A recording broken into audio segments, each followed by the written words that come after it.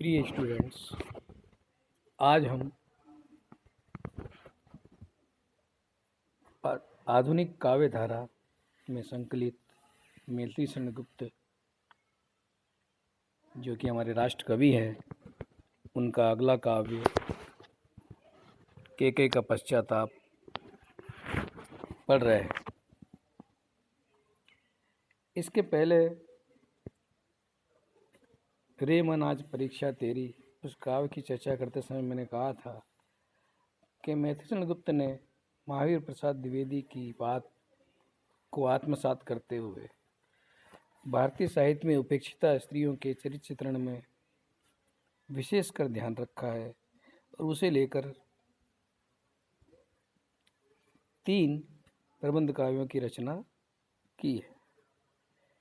प्रबंध काव्यों की रचना तो वैसे भी वो करते, लेकिन इन प्रबंध काव्यों में उन्होंने उन उपेक्षित नारियों को स्थान दिया है जिसे भारतीय साहित्य के अंदर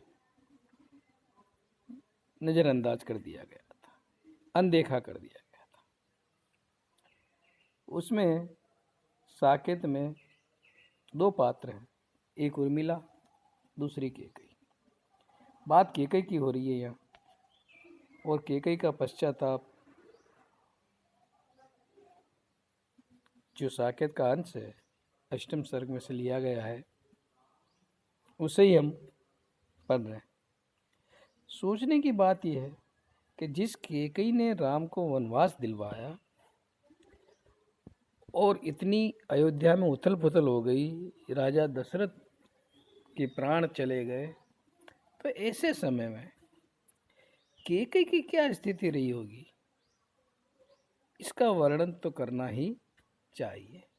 मगर राम कथाकारों ने, राम की कहानी लिखने वालों ने इस पर विशेष ध्यान नहीं दिया।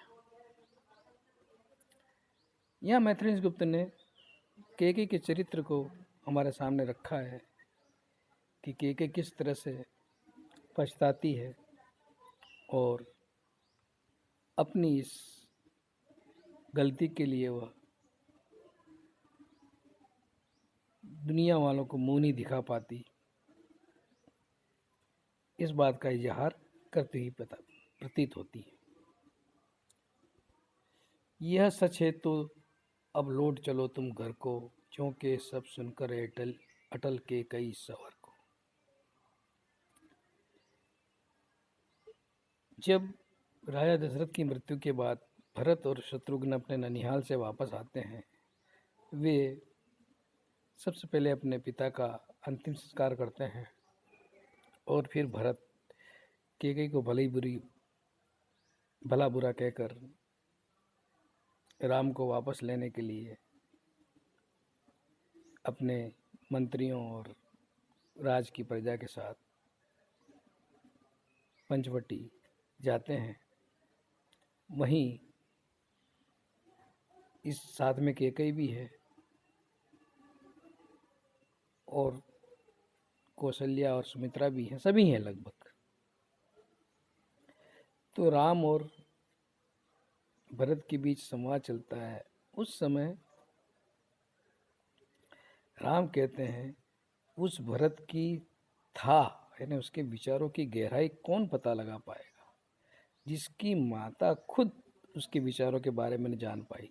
बस ये सुनते ही केकई बोल पड़ती है, यह सच है। अगर ऐसा सच है तो चलो तुम अब वापस अपने राज्य अयोध्या में लौट चलो। और केकई के अचानक इस दृढ़ स्वर को सुनकर, अटल का अर्थ दृढ़ होता है, जो अपनी जगह मजबूत रहे, टले नहीं। दृढ़ स्वर को सुनकर सब, जितनी भी सभा में लोग थे, सब चौंक उठे।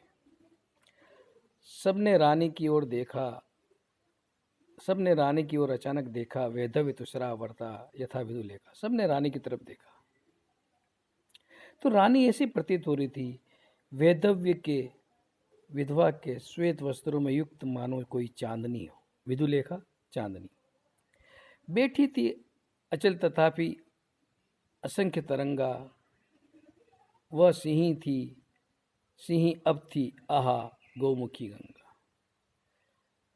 असंख्य तरंगा, अत्यंत चंचल, असंख्य तरंगों से युक्त वाली नदी भी कह सकते हैं उसे, वह चुपचाप बैठी हुई थी। अब वह सिंहनी की तरह, यानी वह सिंहनी की तरह दिखने वाली रानी अब, अरे अरे, गोमुखी गंगा, मतलब बेबस और लाचार दिखाई देती थी। गाय भोली भाली होती है और शेरनी हिंसक और तेज होती है। इन दोनों उदाहरणों से कहा कि पहले कहाँ सिंहनी के समान गरजने वाली केकई आज गाय के समान भोली भाली लग रही है। और गंगा शब्द का है असंख्य तरंगा के अंदर, असंख्य तरंगा नदी का है। नदियों में लहरें उठती रहती हैं। हाँ जनकर भी मैंने न भरत को जाना, सब सुन ले तुमने स्वयं अभी यह माना। हाँ, मैंने भरत को जन्म देकर, उसे पैदा करके भी उसे नहीं जाना है। सभी सुन ले, सभा में बैठे हैं जो लोग, तुमने स्वयं अभी इस बात का स्वीकार किया है। यह सच है तो फिर लौट चलो घर भैया, अपराधी हूँ मैं, अपराधी मैं हूँ तात तुम्हारी मैया। अगर ये बात सच है तो हे पुत्र, यहाँ भैया लिखा है, हे पुत्र अब घर लौट चलो, मैं तुम्हारी अपराधी हूँ वत्स। यहाँ भी तात का मत पुत्री लेंगे। हे वत्स, मैं तुम्हारी अपराधी हूँ, दोषी हूँ, मैं तुम्हारी माँ, तुम्हारी दोषी हूँ। केकई फिर आगे कहती है, क्या कर सकती थी मेरी मंत्रा दासी। मरी लिखा है, मेरी होना चाहिए। मेरा ही मन रह सका ना निज विश्वासी। मेरी मंत्रा दासी भी क्या कर सकती थी। लोग कहते हैं कि मंत्रा ने इसे सिखाया, इसने चढ़ाया, इसलिए किया, उसमें उसका क्या दोष बिचारी का।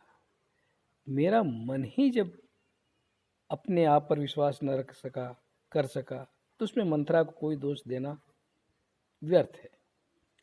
जल पंजरगत अब अरे अधीर अभागे, वे जवलित भाव थे स्वयं तुझी में जाके। जल पंजरगत, अस्थियों से गिरे हुए, हे मेरे मन, हे मेरे शरीर, हे व्याकुल और अभागे, तू जल अपने लिए कह रही है कि अब इस आग में, घृणा की आग में तू जलते रहे। क्योंकि ये वो जो जलाने वाले भाव थे मेरे इस मन में ही जागे थे, यानी केकई के मन में ही जागे थे, इसलिए अपने मन से कह रही है। पर था केवल क्या ज्वलित भाव ही मन में, क्या शेष बचा था कुछ न और इस जन्म में। क्या मेरे मन में ये जलन का भाव ही बचा था, इस शरीर में और कोई भाव नहीं था, कोई भाव शेष बचा हुआ नहीं था क्या। यानी राम राज्य से, राम को राज मिले, इससे ईर्ष्या ही थी, इसके सिवा कोई भाव शरीर में रहा ही नहीं। कुछ मूल्य नहीं वात्सल्य मात्र, क्या तेरा, पर आज अन्य सा हुआ वत्स भी मेरा। हे वात्सल्य, वात्सल्य से करेंगे कि वात्सल्य का कोई मोल नहीं है, ये तो मेरा पुत्र प्रेम था, पर आज मेरा पुत्र भी, वत्स पुत्र, आज मेरा पुत्र भी मुझसे पराया हो गया, अन्य सा हुआ, पराया हो गया है। थूके मुझ पर त्रिलोक के भले ही थूके, जो कोई कह सके कहे क्यों चुके।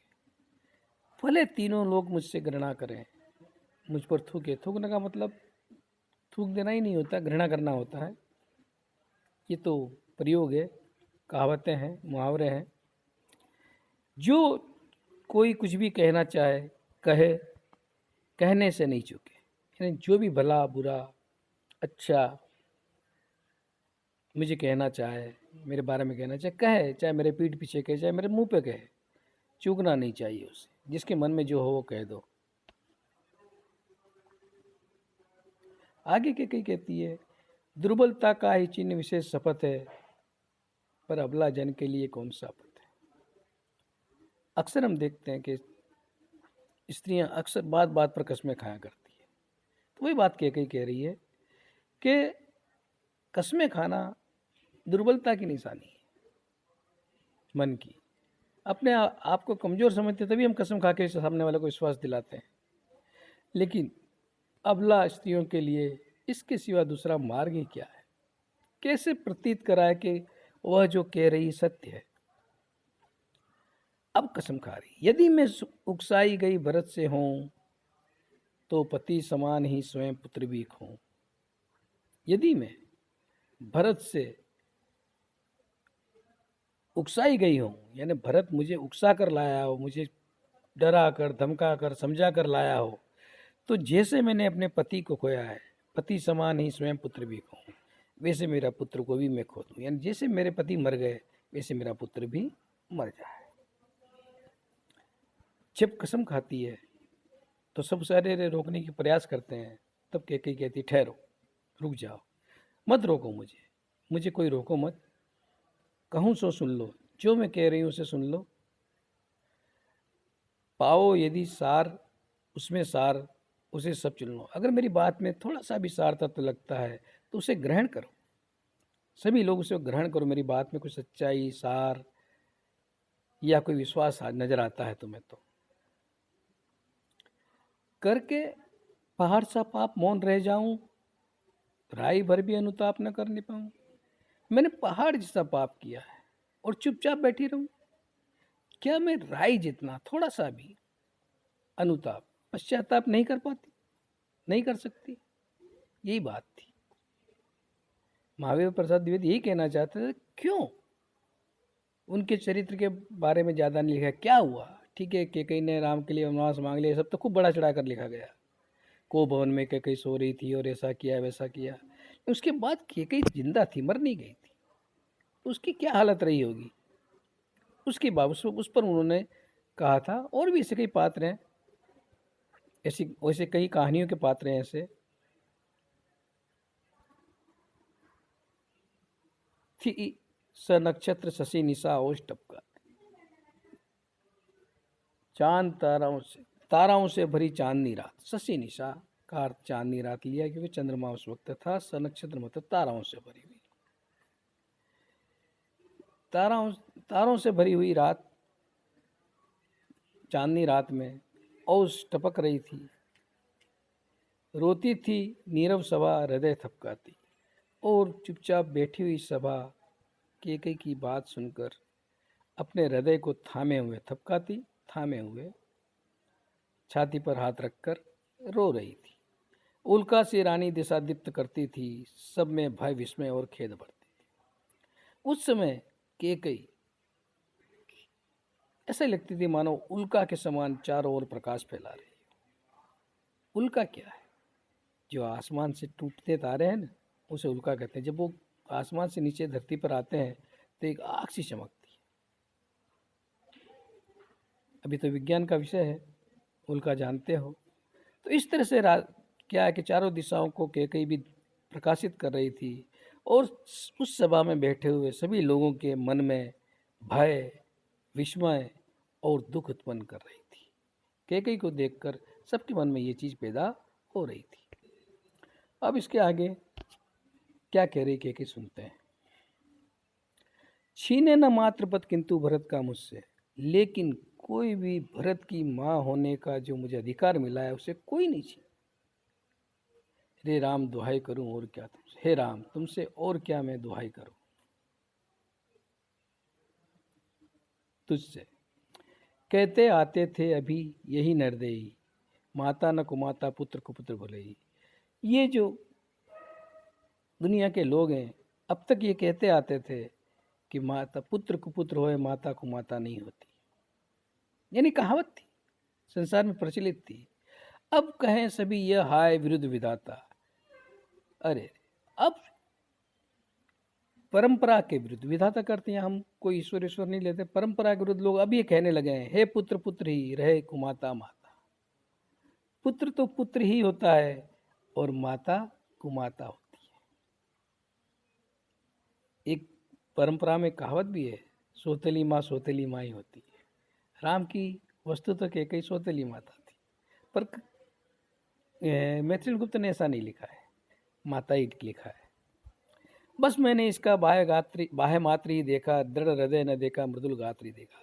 बस मैंने इस अपने पुत्र भरत का बाह्य रूप ही देखा है उसका, उसके दृढ़ हृदय को नहीं देखा और उसके कोमल शरीर को नहीं देख पाई। यानी उसके बाह्य लाभ जो उसे मिलना चाहिए, उसे फ़ायदा होना चाहिए, इसीलिए मैंने भरत के लिए राज मांगा था। पर इसके अंदर दृढ़ हृदय है और व्यवस्था, समाज की परंपरा के प्रति इतना मतलब दृढ़ निश्चयी है, ये मैं नहीं देख पाई। परमार्थ न देखा पूर्ण स्वार्थी साधा, इसी कारण ही तो हाय आज ये बाधा। मैंने परमार्थ नहीं देखा, अपना स्वार्थ ही साधा है, इसी कारण तो हाय आज ये मुश्किल की घड़ी आई है। परमार्थ न देखा पूर्ण स्वार्थ ही साधा, मैंने परमार्थ नहीं देखकर पूरा अपना स्वार्थ ही साधा है, इसी वजह से आज ये क्या है, मुश्किल घड़ी आके पड़ी है। युग युग तक चलती रहे कठोर कहानी, रघुकुल में भी थी एक अभागी रानी। युगों युग तक ये कहानी संसार में चलती रहे कि रघुकुल में भी एक अभागन रानी थी, जिसने अपने परिवार का विनाश कर दिया। क्योंकि पति का मर जाना, पुत्र का बिछड़ जाना, ये सब क्या है, विनाश ही तो है। बस वही बात यहाँ कवि कह रहा है। अगले वीडियो में आगे की पंक्तियाँ पढ़ेंगे।